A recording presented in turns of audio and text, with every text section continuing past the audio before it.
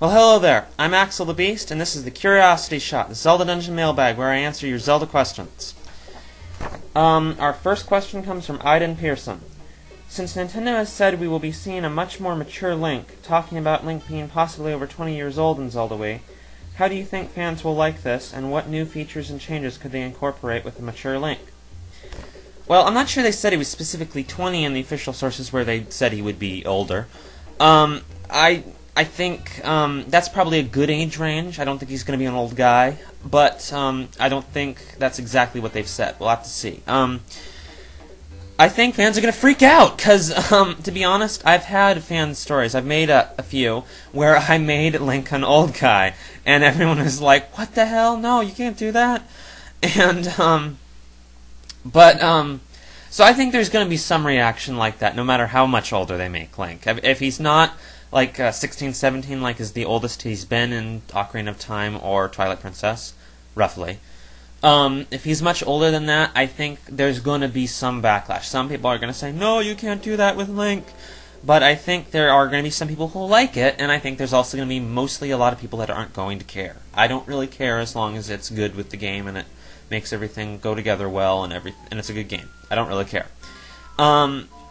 As for what it could change, I think we could see changes in, like, how the gameplay operates. You could see more emphasis on Link's strength and or maturity and skill. You could see more sword skills and things that require more strength, items that play more off the adult role.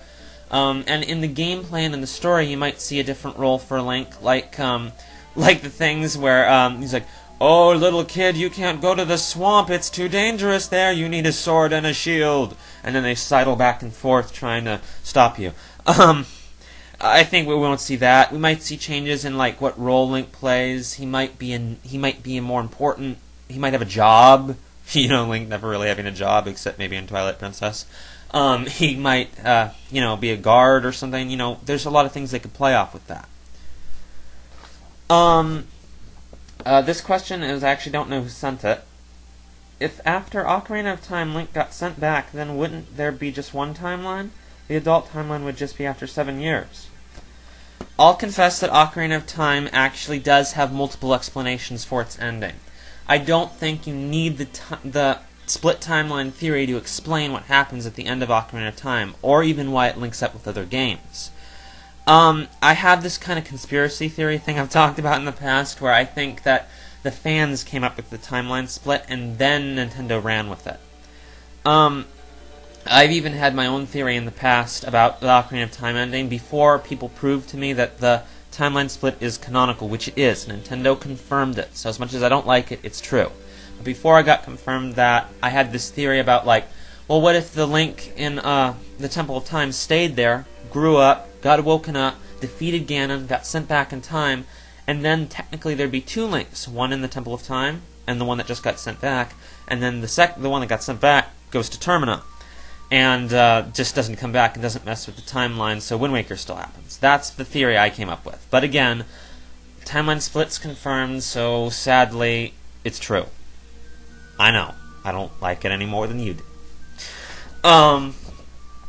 Bryce asks, do you think the central dungeon idea employed in Phantom Hourglass and Spirit Tracks is a good idea, and is there a way you think it could be improved? Well, I'll confess, I haven't played Spirit Tracks or Phantom Hourglass yet. I don't have a DS. I'm not cool enough for one. Most of you probably know this by now.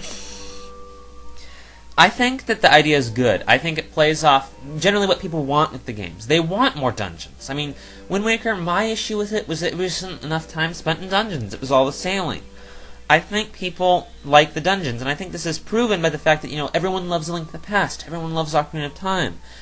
And some people, despite other issues with the game, or what some perceive as issues, a lot of people liked Twilight Princess because of its dungeon count. People like a lot of dungeons. And even though it's kind of a weird, kind of breaking the rules dungeon, it's still another dungeon, and it's a long one that you do in parts. So it's like a bunch of little dungeons. Point is, more dungeons, more dungeon time. I think that's what people want. I think it's a good idea, like I said probably already. It might have had issues, especially in Phantom Hourglass, but I had the feeling that it improve in Spirit Tracks. Again, I haven't played it, but I consider myself an informed source, considering I've read a lot on the subject.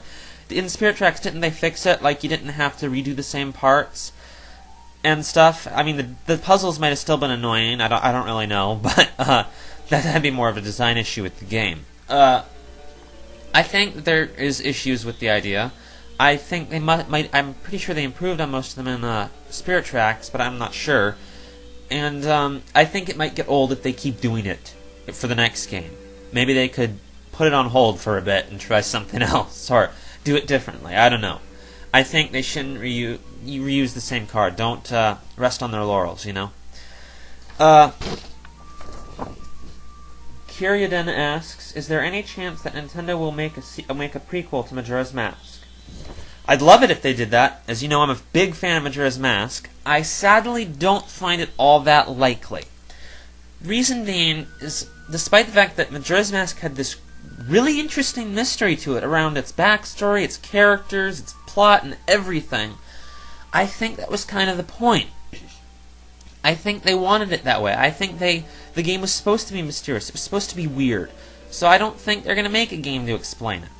I think it'd be a good idea if they did. I know people would buy it. They'd be interested. I think it's possible. I wouldn't completely rule it out, but I don't find it that likely, unfortunately. And yeah, I'm sad about it. Joe Jones asks, do you think the hero shade in Twilight Princess is the link from Ocarina of Time? If so, why?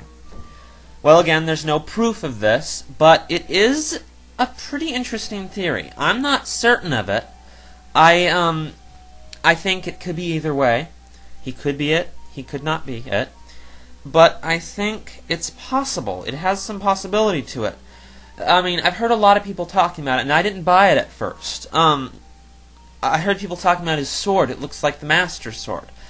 There's the whole graveyard thing in Hyrule Castle. I don't know if you found the secret graveyard. You can look it up. But there's some hints about the Hero of Time. It just seems in general there's undertones to the story and the pacing of the game that imply the Hero of Time is significant. There's the Gorons talking about ancient heroes. There's a lot of talk about ancient heroes. Link has the ancient hero's garb and such and such. I wouldn't be entirely 100% sure, but I think it's pretty possible. It's worth recognizing it as a legitimate theory, in my opinion. Lorelei Scrimore asks, what was the most annoying dungeon out of all the Zeldas that you've played? Gotta say, the City in the Sky. I know I complain about Twilight Princess a lot. Again, I love the game, but out of all the dungeons in the game, and I did like a few of them, I have to say the City in the Sky bugged me. It was the design, I think. In general, the way the dungeon was designed, it was weird. It was completely different, and, you know, uniqueness is good.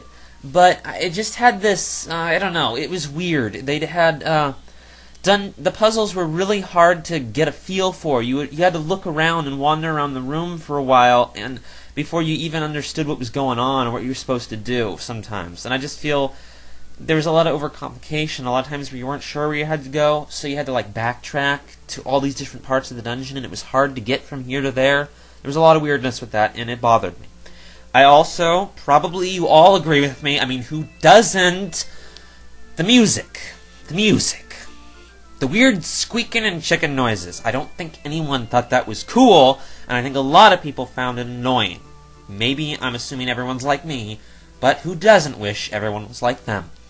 And the theme overall bugged me because I didn't like the Uka. I didn't like how they replaced the established canon storyline.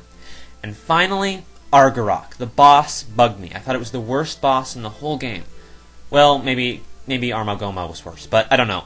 The point is, I thought this because he was a dragon. He was this epic creature, and the battle was so laid back and creepy. They did it like it was tense. That shouldn't have been like that. It was a dragon. It should have been really... shouldn't have been tense. It shouldn't have been thriller. It should have been intense. It should have been action-packed. That's how I feel about the dragon. I hated the City in the Sky. I think it's my least favorite dungeon in the whole series by far. Alright, last question. Wielder of Aegis asks, what is your favorite overworld music in Zelda? Well, if it counts, the train riding theme in Spirit Tracks, the same song that played in the Spirit Tracks trailer, I actually loved that song to death. When the trailer came out, I was like, whoa, is the music in the game gonna be like this? And yes, it was. That was a song in the game. I was happy. I even voted for it in the Zelda Dungeon Top Song Countdown a couple months back. I admit I'm not a fan of the classic overworld theme that's been established since the first game. Don't crucify me for that, please, but it's a good song. It never was spectacular to me. It's familiar to me, just not spectacular. I like the Spirit Tracks theme, just for personal taste. Alright, that's it for this time, guys. Thanks for watching, and thanks for the questions. Be sure to send your questions into the email address in the description for next week's mailbag. See you next time.